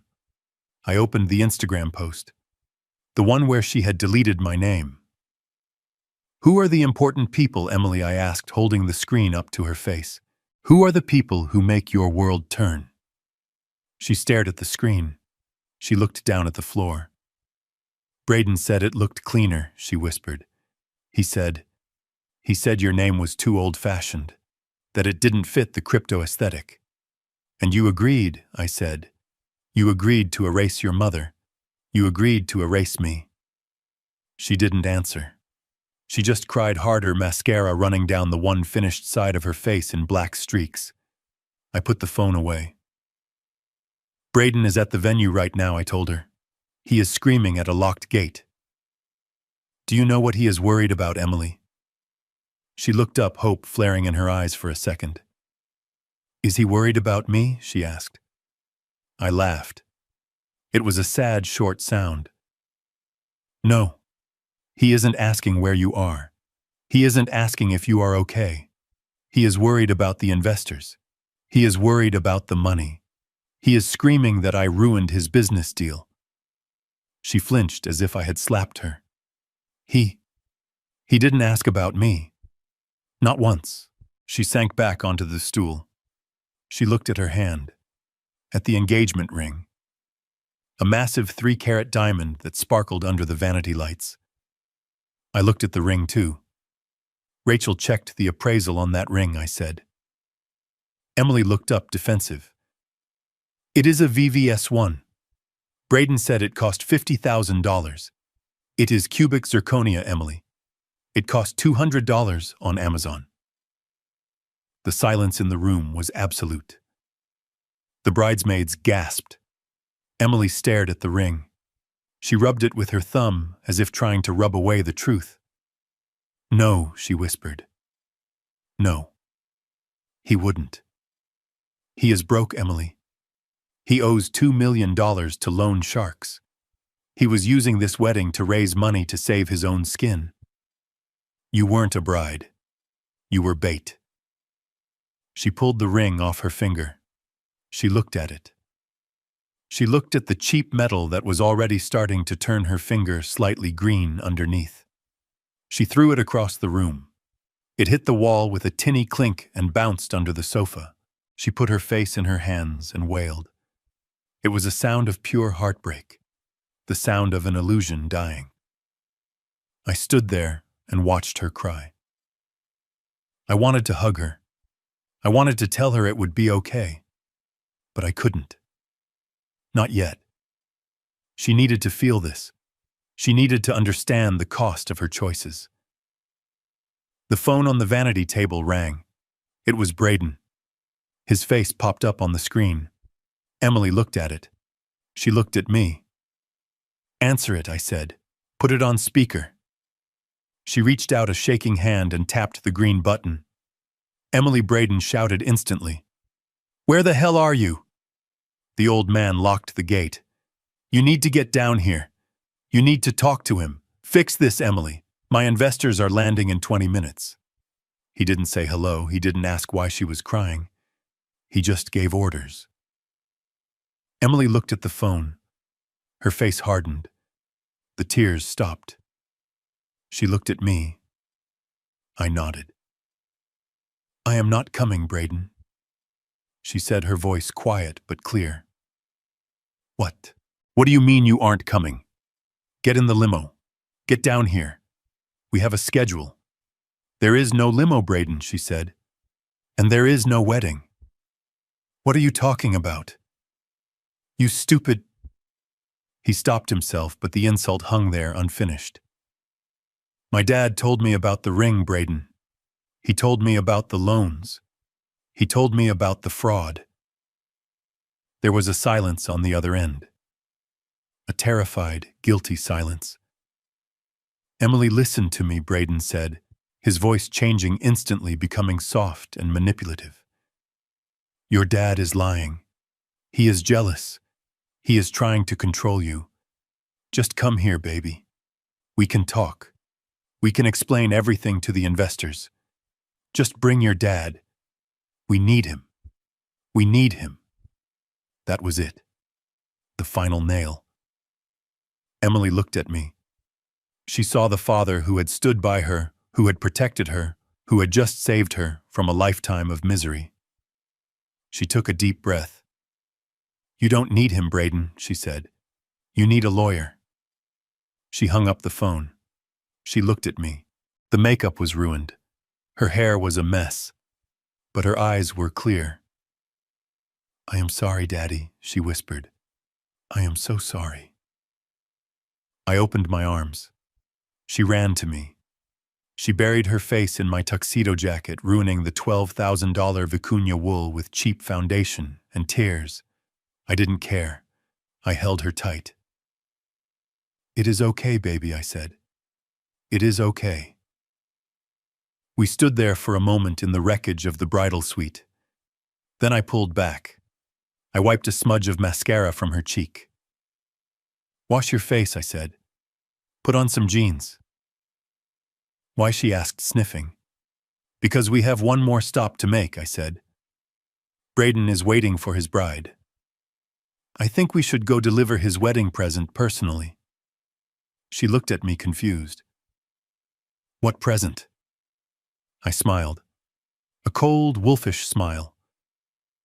"The truth, Emily. We are going to give him the truth." She nodded. A fierce look came into her eyes. A look I recognized. It was the Sterling look. "Give me 5 minutes," she said. She walked into the bathroom. I turned to the bridesmaids. "You girls can go home," I said. "The show is over." They grabbed their bags and fled. I walked to the window and looked out at the street. Peter was waiting in the car. The engine was running. The panic was over. Now it was time for the pain. It was 10:30 in the morning, and the street outside the breakers had transformed into a parking lot of confusion and high-end automotive engineering. The VIPs had arrived.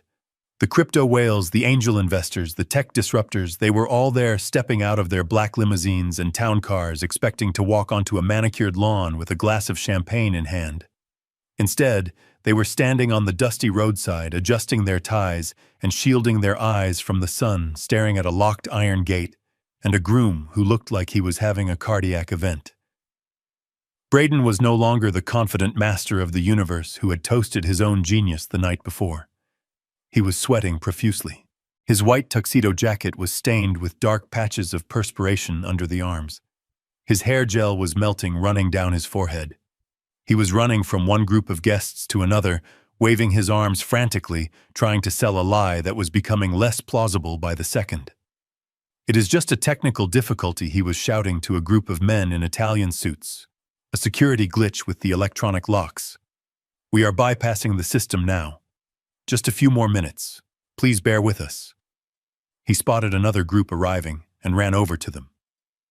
"Hey guys, so good to see you. Yeah, sorry about the wait." The venue manager lost the master key. "Can you believe it? Incompetence, right? Hard to find good help these days." He was manic. He was desperate. And he was failing. I watched it all as I turned the corner. I wasn't driving the rented Mercedes anymore. I had returned it to the agency an hour ago.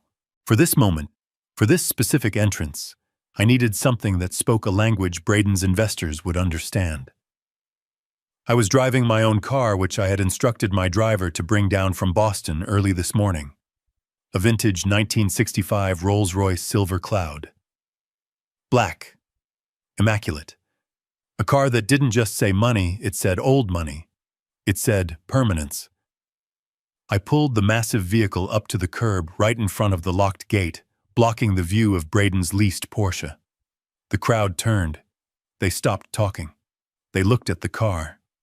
They knew quality when they saw it. I killed the engine. I took a moment to adjust my cufflinks. "Ready, Peter?" I asked. Peter, sitting beside me in his dress blues, nodded. "Let's give them a show, Thomas." I opened the door and stepped out. The sun hit my midnight blue tuxedo. I stood to my full height. I put on my sunglasses. I didn't look at Braden. I walked around to the passenger side and opened the door for Peter. I helped him out. I set up his wheelchair. He sat down and adjusted his cap, the medals on his chest catching the light. A murmur went through the crowd. They recognized the authority. They recognized the gravity. Braden saw me. He froze for a second, staring at me as if I were a ghost. Then his face twisted into a mask of pure, unadulterated rage. He forgot the investors. He forgot the act. He forgot the charming persona he had cultivated for years. He charged at me. He ran across the gravel, his expensive loafers slipping in the dust. He looked deranged. "You," he screamed, pointing a shaking finger at my face. "You old bastard." The crowd gasped. The investors exchanged shocked glances. This wasn't the behavior of a CEO. This was the behavior of a cornered animal. Braden didn't stop. He got right in my face, invading my personal space, smelling of fear and stale alcohol. "Open the gate," he shouted, spittle flying from his mouth. "Open it right now. You are killing me. You are ruining everything. Give me the key." I didn't flinch. I didn't step back. I looked him up and down, taking in the sweat, the panic, the cheap desperation. "I don't have a key, Braden," I said, my voice calm and projecting clearly to the silent crowd. "I don't work here. I am just a guest." "Don't play games with me," he yelled, grabbing the lapel of my jacket. "You canceled it. You called them. You told them to lock it. Why? Why would you do this to me?" I looked at his hand on my suit. I looked at him. "Remove your hand." "Braden," I said softly, "or my security detail will remove it for you." He looked around. Two of my men, large ex-military types I had hired for the day, were stepping out of a trailing SUV. Braden let go. He backed away slightly, but he kept screaming. "Tell them," he shouted, turning to the investors who were watching with morbid fascination. "Tell them you are senile. Tell them you made a mistake. Tell them you forgot to pay the bill. Fix this, Thomas." I looked at the crowd, at the Sawton. I saw Mr. Henderson, the potential lead investor, standing near the front, looking confused and angry. I saw the faces of men and women who controlled millions of dollars. They were waiting for an explanation. I smiled. It was the smile of a shark that has just smelled blood in the water. I adjusted my jacket, smoothing the fabric where he had grabbed it. I took off my sunglasses and folded them slowly. "You are right, Braden," I said, my voice booming in the silence. I turned to the crowd. I made eye contact with Henderson. He is right, everyone. I am just an old man, a dinosaur. Isn't that what you called me last night, Braden? Braden's eyes widened. He shook his head frantically. No, I didn't. I never— Yes, you did, I continued, walking slowly toward the crowd. You told your friends I was a clueless old man, a wallet with legs. You said I wouldn't notice if you used my name to sell a fraudulent investment. The crowd murmured louder. The word fraudulent hung in the air like toxic smoke. I stopped in front of Henderson. I am Thomas Sterling, I said, extending my hand. I believe my future son-in-law told you I was going to be a strategic advisor for his company. Henderson took my hand. He looked wary. Yes, that is what the prospectus says. Well, I said, raising my voice so everyone could hear. I am afraid my memory isn't what it used to be, because I seem to have forgotten signing any such agreement. In fact, I seem to have forgotten why I should spend $500,000 on a wedding for a man who plans to steal from you. Steal. Braden shrieked, his voice cracking. That is a lie. He is lying. He is crazy. He has dementia. Don't listen to him. I reached into the inside pocket of my tuxedo. I pulled out a folded document. It wasn't the checkbook. It was the financial report Rachel had sent me. I handed it to Henderson. This is a summary of Braden Cole's current financial standing, I said. 28 maxed-out credit cards. $2 million in unsecured debt to private lenders. A judgment for fraud in New York. Henderson opened the document. He scanned it quickly. His face turned red. He looked at Braden. Is this true? He asked, his voice low and dangerous. No. Braden stammered, backing away. No, it is fake. He forged it. He is trying to sabotage me. Henderson threw the papers at Braden's feet. The pages scattered in the wind, landing in the dust. You told me you were liquid, Henderson roared. You told me you had zero debt. You tried to get me to sign a $5 million check on Monday. It is a bridge loan, Braden cried, desperation clawing at his throat. Just a bridge loan until the IPO. There is no IPO, I said, cutting him down. There is no company, Braden. There is just a shell game and a lot of debt. And you were using this wedding, using these people, using my daughter to pay for your mistakes. The crowd began to move. It wasn't a panic, it was a retreat. Phones were coming out. People were making calls, canceling checks, instructing their lawyers. They were distancing themselves from the blast radius. Braden looked around wildly. He saw his future evaporating. He saw the investors turning their backs. He saw his groomsmen retreating toward the SUVs. He looked at me with pure hatred. You ruined me, he hissed. You planned this. You waited until now. Why? Why didn't you just cancel it yesterday? Because, Braden, I said, stepping closer to him until I was looking down into his sweating face. Because you said you only wanted important people here. You wanted the people who matter. I gestured to the retreating crowd, to the locked gate, to the emptiness of his big day. I just wanted to make sure the important people knew exactly who you are. He lunged at me. It was a clumsy, desperate swing. He wanted to hurt me. He wanted to silence the truth, but he never connected. My brother Peter, sitting in his wheelchair 10 feet away, moved his hand. He wasn't fast, but he was a marksman. He didn't shoot. He simply drove his heavy motorized chair forward, ramming Braden in the shins with the metal footrests. Braden howled in pain and crumpled to the ground, clutching his legs. Peter looked down at him, his face impassive. Watch your step, son, Peter said. The terrain is rough out here. Braden lay in the dirt, his white tuxedo ruined, his dignity gone. He looked up at me, tears of pain and rage streaming down his face. Where is Emily? He screamed. Where is she? She won't let you do this. She loves me. She will fix this. I looked down at him. The dust from my brother Peter's wheelchair tires had barely settled when the second wave of my assault began.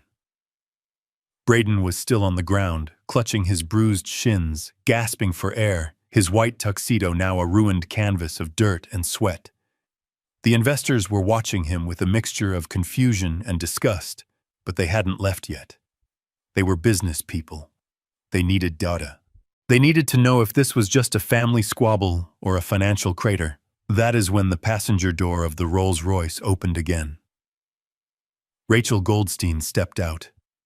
She didn't look like a wedding guest. She looked like an executioner in a Chanel suit. She held a stack of thick blue folders in her arms.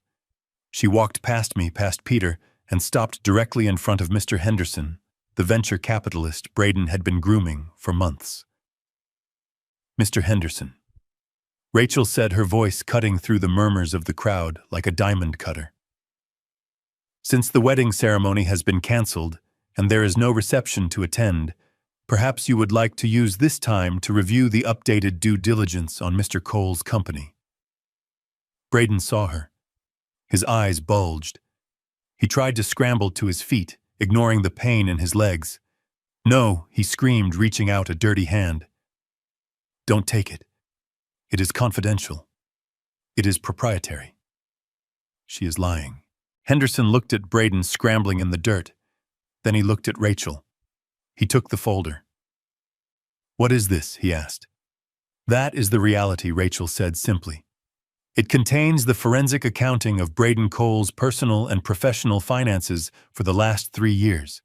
It includes his 28 maxed-out credit cards, his repossession notices, and the judgment against him for fraud in New York State." Henderson opened the folder.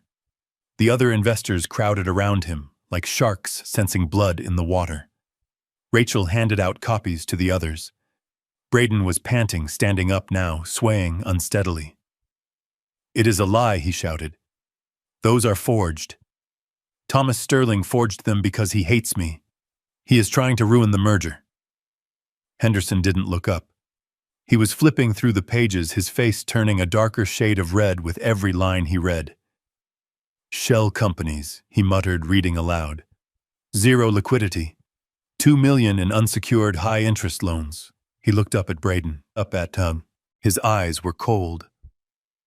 "You told me you were debt-free, Braden. You told me the 5 million was for expansion, not for a bailout." "It is expansion." Braden lied, his voice cracking. "The debt is... It is structured leverage. It is a tax strategy. You wouldn't understand the complexity." Henderson laughed. It was a harsh bark of a laugh. "I understand leverage, son. This isn't leverage. This is a corpse." Rachel stepped forward again. She pulled a tablet from her bag. "There is one more thing, Mr. Henderson," she said. "Mr. Sterling recorded a conversation last night at the venue. We thought you might be interested in hearing how Mr. Cole refers to his valued partners when he thinks no one is listening." "No!" Braden shrieked. He lunged toward Rachel, but my security detail stepped in his path, blocking him with a wall of muscle. Rachel tapped the screen. She turned the volume up to maximum. Braden's voice, recorded less than 12 hours ago, echoed across the silent street. The quality was crystal clear. "This wedding is the golden key. The moment I say I do tomorrow, the merger is real." The investors went quiet, listening to the ghost of Braden's arrogance. "Do you know what that name means in the logistics world? It means trust. It means stability." Then came the part that made Henderson's jaw clench. "Those investors, the crypto whales, they are just fat sheep waiting to be sheared. We take the money, we pay off my debts, we funnel the rest into offshore accounts, and then the company sadly goes bankrupt due to market volatility." Oops. Oops. The word hung in the air. Rachel stopped the recording. Braden stood there frozen. He looked small. He looked cheap. The facade of the tech visionary had completely dissolved, revealing the petty grifter underneath.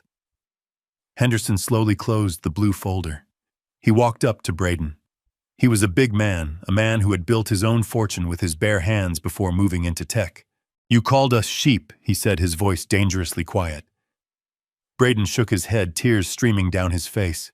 No, that was taken out of context. I was joking. It was a bachelor party. We were drunk. Henderson didn't listen. He stepped closer, invading Braden's space.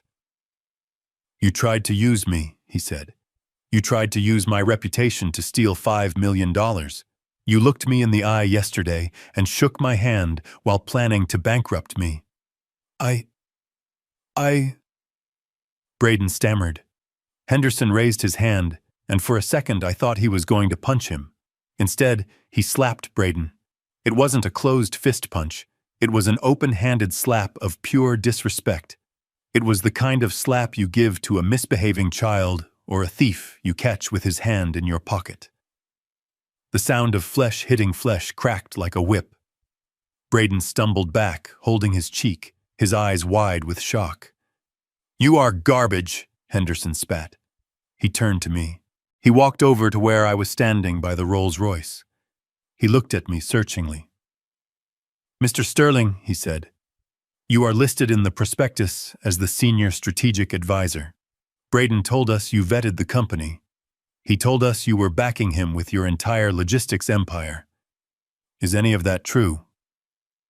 I looked at Henderson. Then I looked at Braden, who was watching me with a desperate, pleading look in his eyes, begging me silently to save him, to lie for him one last time. I adjusted my cufflinks. I shrugged my shoulders. Mr. Henderson, I said, my voice calm and indifferent. I have never seen that prospectus in my life. And as for advising him, I gestured to the locked gate and the empty driveway.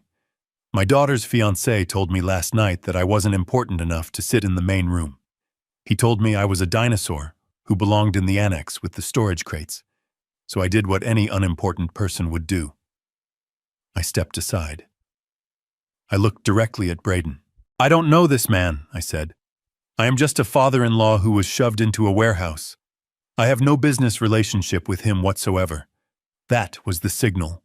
The rats knew the ship was not just sinking, it was already at the bottom of the ocean. Henderson turned to the other investors. Let's go, he barked. Call legal. I want a freeze on any pending transfers. And someone call the district attorney. This is attempted fraud. The crowd dispersed instantly.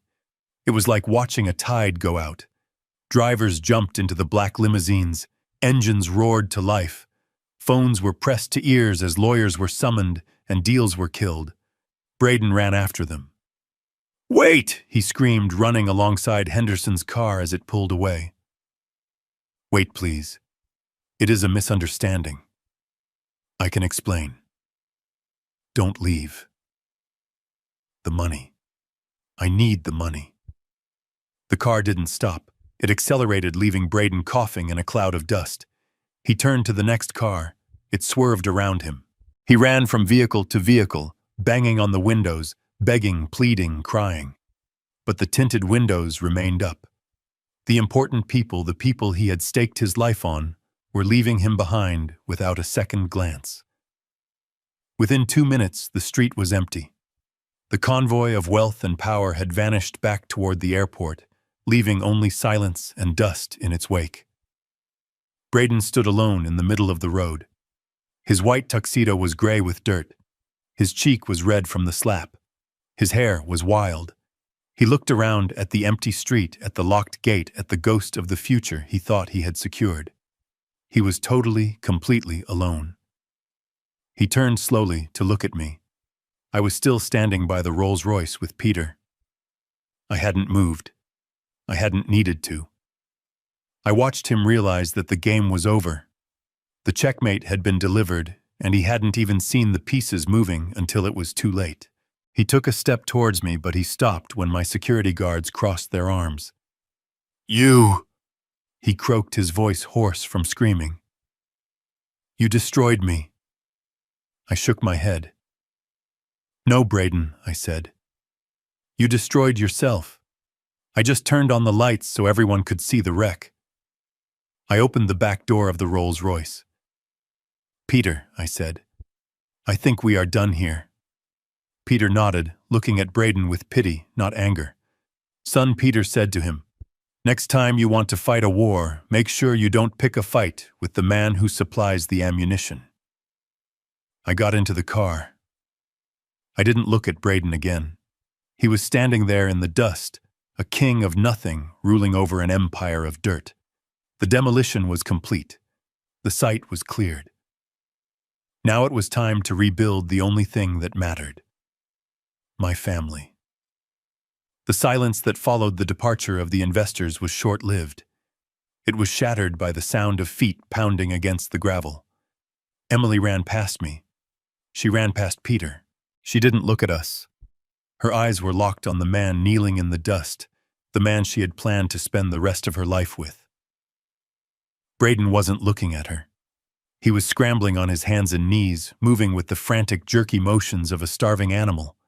He was picking up the pieces of the torn prospectus that Henderson had thrown at him. He was trying to fit the shredded paper back together as if he could glue his future back into existence with dust and sweat. Emily stopped a few feet away from him. She stood there breathing hard, her chest heaving under the white t-shirt. She looked down at the man in the ruined tuxedo. "Braden," she said. Her voice was trembling, but it was loud enough to cut through the morning air. Braden looked at me. He didn't look up. He kept grabbing at the scraps of paper, clutching them to his chest. "It is fine," he muttered to himself, his voice high and unstable. "It is fine. I can tape it. I can explain it. I can call them back. I just need a new contact. I just need one yes." Braden, Emily shouted. "Stop it! It is over." He froze. His hands stopped moving. He slowly lifted his head. His eyes were red-rimmed, wild, and terrifyingly empty. He looked at Emily, but he didn't see his fiancée. He didn't see the woman he was supposed to love. He saw a broken tool. He saw a key that had failed to open the lock. He stood up. He swayed slightly on his feet. The rage that had been directed at me shifted instantly to her. It was a physical transformation. His face twisted into a snarl. "You," he hissed. He took a step toward her. "This is your fault," he screamed. Emily stepped back, shocked. "My fault? Braden, I just got here. I didn't know." "You didn't control him," Braden roared, pointing a shaking finger at me. "You told me you could handle him. You said he was soft. You said he would do whatever you asked, because he was desperate for your love." He spat on the ground. "You lied to me, Emily. You said he was a wallet. You said he was safe. Look at this. Look at what he did. He destroyed me." Emily stared at him. The confusion in her eyes was melting away, replaced by a horror that was painful to watch. She was seeing the mask slip. She was seeing the monster underneath. "Braden, you are scaring me," she whispered. We can figure this out. We don't need the investors. We have each other." Braden laughed. It wasn't a laugh. It was a bark.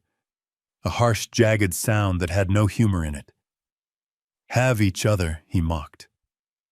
"What good are you to me without the money, Emily? What good are you without the connection? Do you think I can pay $2 million in debt with your love?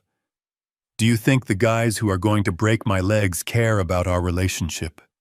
He stepped closer, invading her space, looming over her. "I needed that capital," he screamed, spraying spittle onto her face. "I needed that $5 million today. Not tomorrow. Today. I have a deadline, Emily.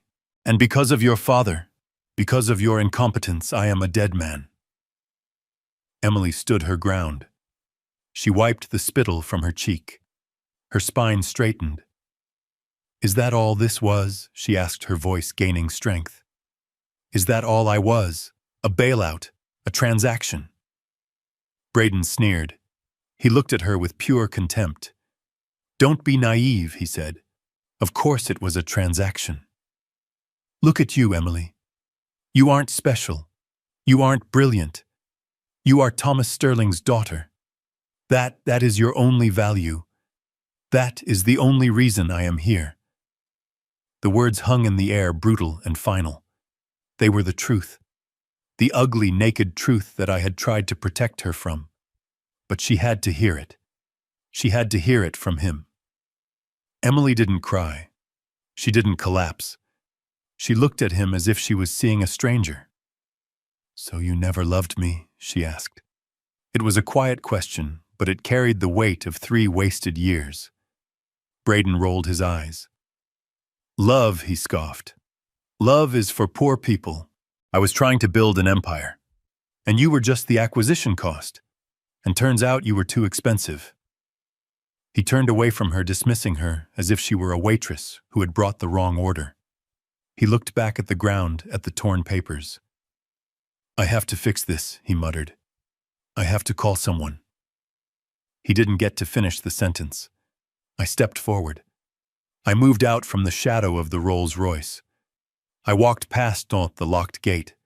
I walked onto the gravel. "That is enough, Braden," I said. He spun around. He saw me. The fear came back, but it was mixed with a dangerous, reckless anger. "Stay away from me, old man," he warned. "You have done enough." I walked until I was standing between him and Emily. I turned my back to him for a second to look at my daughter. "Are you okay?" I asked her. She looked at me. Her eyes were wide, filled with shock, but she nodded. "I am okay, Daddy," she whispered. I turned back to Braden. "You are going to leave," I said. "You are going to walk away from this gate. You are going to walk down that road. And you are never going to say my daughter's name again." Braden looked at me. He looked at the empty driveway. He looked at his ruined future. And he snapped. "No," he screamed. "I am not leaving empty-handed. You owe me. You owe me $5 million. He lunged. It was a fast, desperate move. He reached into his jacket pocket. I didn't know if he had a weapon. I didn't wait to find out. I didn't have to move. From behind the Rolls-Royce, 2 shadows detached themselves. My security team. Former Navy SEALs. They moved with a speed that made Braden look like he was moving in slow motion. One of them, a man named Davis, intercepted Braden before he could take 2 steps. Davis didn't hit him. He simply stepped into Braden's path and used Braden's own momentum against him. He grabbed Braden's arm, twisted it behind his back, and swept his legs. Braden hit the ground hard, face first into the gravel. The air left his lungs in a whoosh. Davis placed a knee on Braden's back, pinning him to the earth. He looked at me, waiting for instructions. "Let him up," I said. Davis stepped back. Braden scrambled to his knees, coughing, spitting out dirt and blood. He looked up at us. He looked at the guards. He looked at me. He looked at Emily. He realized he was physically outmatched, just as he had been financially outmatched. He stayed on his knees, panting. Emily stepped out from behind me. She walked up to him. She looked down at the man she had almost married. She reached into her pocket. She pulled out the engagement ring. The fake diamond. The cubic zirconia that he had told her was worth $50,000. She looked at it. She held it up to the sun. It sparkled cheaply. "You called me an idiot," she said, her voice steady. "You said I wasn't special." She dropped her hand. "You are right, Braden. I was an idiot. I was an idiot for believing that someone like you could ever understand what love is." She threw the ring. It hit him in the chest. It bounced off his dirty tuxedo shirt and landed in the dust next to the torn checks. "It is fake," she said. Rachel checked. "Just like you. Just like this wedding. Just like your company. It is all fake." Braden looked at the ring. He didn't pick it up. He looked at Emily. For the first time, there was no arrogance in his eyes. Only fear. "Emily," he croaked. "Don't," she said. "Just don't." She turned around. She turned her back on him. She turned her back on the lies, on the gaslighting, on the manipulation. She looked at me. Her face crumpled. The strength that had held her up for the last 5 minutes gave way. She was just a girl who had had her heart broken. "Daddy," she sobbed. I opened my arms. She ran into them. She buried her face in my shoulder, holding onto me as if I was the only solid thing in a world that had turned to liquid. I wrapped my arms around her. I held her tight. I rested my chin on the top of her head. "I have got you, Emily," I whispered. "I have got you. I am here." We stood there for a long time. The wind blew off the ocean, rustling the trees. The sun beat down on the empty venue. Behind us, Braden Cole struggled to his feet. He looked at us one last time. He looked at the wall of security guards. He looked at the locked gate. He turned and began to walk. He walked away from the mansion. He walked away from the Rolls-Royce. He walked down the long, dusty road toward the main highway, alone, defeated, and broke. I watched him go over Emily's shoulder. I watched him until he was just a small white speck in the distance. Then, I pulled back. I looked at my daughter. Her face was streaked with tears, but she looked lighter. She looked like a weight had been lifted from her soul. "Let's go," I said. "Where?" she asked, wiping her eyes. "Lunch," I said. "I know a place. It isn't fancy. It doesn't have truffles. But they make the best lobster roll in Rhode Island. And they let anyone in. Even unimportant people like us." She smiled. It was a watery, weak smile, but it was real. "I would like that, Daddy," she said. I led her to the car. I opened the door for her. Peter was waiting inside, smiling. "Good job, kid," Peter said to her as she climbed in. "Good aim with the ring." "Thanks, Uncle Peter," she said, sniffing. I got into the driver's seat. I started the engine. I drove away from the breakers. I drove away from the disaster. The demolition was over. The site was cleared. The debris had been hauled away. Now the real work could begin. The work of rebuilding. And I was ready for it. It wasn't the grand ballroom at the breakers. There were no crystal chandeliers, no silk napkins, and certainly no ice sculptures of swans. It was a place called Salty's, a small weathered seafood shack, perched on the end of a pier, where the smell of old wood and frying batter was thicker than the sea mist. The tables were covered in red and white checkered plastic. The napkins were paper dispensed from a metal box. The lighting came from neon beer signs buzzing against the wall. It was perfect. I sat at a corner table with my brother Peter, my attorney Rachel, and my daughter Emily. We were the only people there wearing tuxedos and evening gowns, which drew a few stares from the locals. But after the day we had had, I didn't care. I felt more at home here among the fishermen and the tourists eating with their hands than I ever would have felt in that ballroom with Braden's crypto whales. We ordered a feast. 4 pounds of steamers, 3 baskets of fried clams, and the biggest lobster rolls on the menu. We ate like people who had just survived a shipwreck. We ate with a hunger that was physical and emotional. Emily sat next to me. She was still wearing the jeans and white t-shirt she had changed into at the hotel. Her hair was pulled back, messy and real. She was attacking a lobster claw with a pair of metal crackers, butter dripping down her chin. She looked exhausted. Her eyes were puffy. Her hands were bare of any rings. But for the first time in 6 months, she looked like my daughter again. The pretension was gone. The affectation was gone. The desperate need to impress people who didn't matter had been washed away by the tears and the ocean wind. She put the cracker down. She wiped her hands on a paper napkin. She looked around the table at Peter, who was happily dipping a clam in broth, at Rachel, who had finally taken off her blazer and was relaxing with a beer, and then at me. "Daddy," she said quietly. I stopped eating. I looked at her. "Yes, sweetheart." "I am sorry," she said. "I know I said. You already said that." "No," she shook her head, tears tears welling up again, but she blinked them back. I mean, I am really sorry. Not just for today. For the last year. For erasing you. For erasing Mom. She took a deep breath. I got so caught up in it, Daddy. Braden. He made me feel like I wasn't enough. Like our family wasn't enough. He made me feel like I had to be this shiny, polished version of myself to be worthy of him. And I let him do it. I let him treat you like a wallet because I thought that was the price of admission to his world.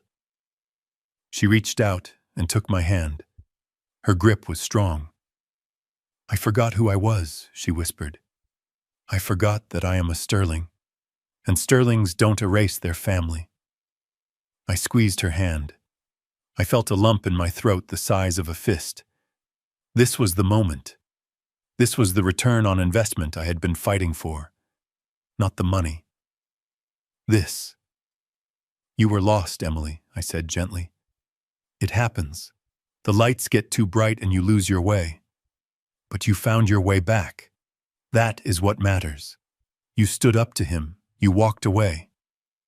She laughed a dry sound. I walked away with nothing, she said. I quit my job because Braden said wives of CEOs don't work. I gave up my apartment. I have nothing, Daddy. I am 30 years old, and I am starting from zero. I smiled. I reached into the inside pocket of my tuxedo jacket. I pulled out a thick white envelope. You aren't starting from zero, I said. I slid the envelope across the plastic tablecloth. It stopped in front of her. What is this? She asked. Open it. She picked it up. She opened the flap. She pulled out a bank draft. She looked at the number. Her eyes went wide. $300,000, she read, breathless. Daddy, what? I leaned forward. I told you I canceled the wedding, I said. I lost the deposits. That is the price of doing business. But the rest of it, the catering balance, the flowers, the band, the lighting, I got the refunds. It turns out vendors are very understanding when you threaten to sue them for complicity in a fraud, or when you just offer to pay their cancellation fees immediately. I tapped the check. That is the money I saved today, Emily. $300,000. She tried to hand it back. I can't take this, she said. It is your money. You already spent so much. No, I said, pushing her hand back. It was money allocated for a wedding. There was no wedding, so now it is capital. I looked her in the eye. This is your seed money, Emily, but there are conditions, strict conditions. She nodded, wiping her eyes. Anything. Condition 1, I said. You do not use a penny of this on a man. Not Braden. Not anyone else. You don't buy love. Agreed, she said. Condition 2. You use this to build something of your own. Go back to school. Start a business. Buy a house in your own name. Build a life that no one can take away from you. A life where you are the CEO. She looked at the check, then at me. She sat up straighter. I will, she said. I promise. Just then the volume on the television mounted in the corner of the restaurant went up. The bartender had turned it up. Breaking news, the anchor announced. We all looked up. The screen showed footage from the airport. It was shaky cell phone video, but the image was clear. Police cars with flashing lights surrounded a silver Porsche. Officers were leading a man away in handcuffs. He was still wearing a dirty, ruined white tuxedo. It was Braden. Police have arrested local tech entrepreneur Braden Cole at TF Green Airport, the reporter said. Cole was attempting to board a flight to the Cayman Islands. He has been charged with multiple counts of securities fraud, wire fraud, and grand larceny. Authorities say the arrest was triggered by a tip from a disgruntled investor and a dossier of evidence provided by the district attorney's office earlier today. The screen cut to a close-up of Braden. He looked wild. He was shouting at the camera, screaming that he was innocent, that he was important, that this was all a mistake. Then he was shoved into the back of a squad car, and the door slammed shut. The bar went quiet for a second. Then people went back to their conversations, indifferent to the tragedy of a man who thought he was a king. Emily watched the screen until the image changed to the weather forecast. She didn't look sad. She looked relieved. She looked like someone watching a tumor being removed. "He really thought he could run," she said. "He forgot the first rule of logistics," I said, picking up my drink. "You can't outrun the manifest. Eventually, everything gets accounted for."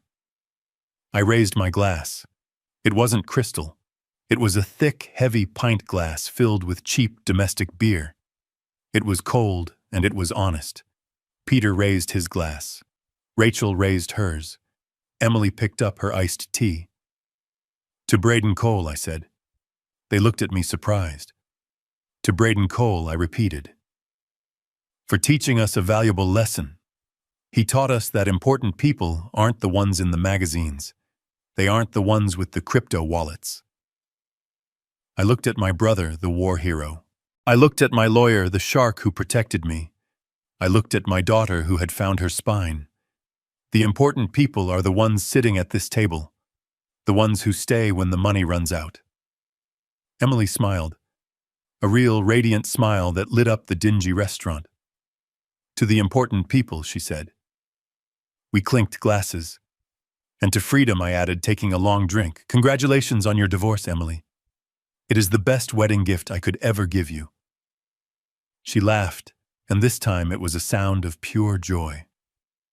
We finished our meal in the warm glow of the neon signs, safe in the knowledge that while we might have lost a wedding, we had gained something far more precious. We had our family back, and no amount of money could ever buy that. A person's true worth is never measured by a VIP guest list or virtual currency, but by character and sincerity. Sometimes true love demands a necessary cruelty to save loved ones from dangerous delusions. Thomas taught his daughter the most valuable lesson of all: never trade family and self-respect for fake glamour. The real important people are not the ones who drink your champagne, but the ones who stay at the table to share a simple meal when the spotlight fades and the money runs out. Did you find Thomas's calculated destruction of the fraud satisfying? Don't forget to hit like and subscribe right now so you don't miss the next dramatic revenge story. What would you have done if you were in Thomas's shoes? Share your thoughts in the comments below.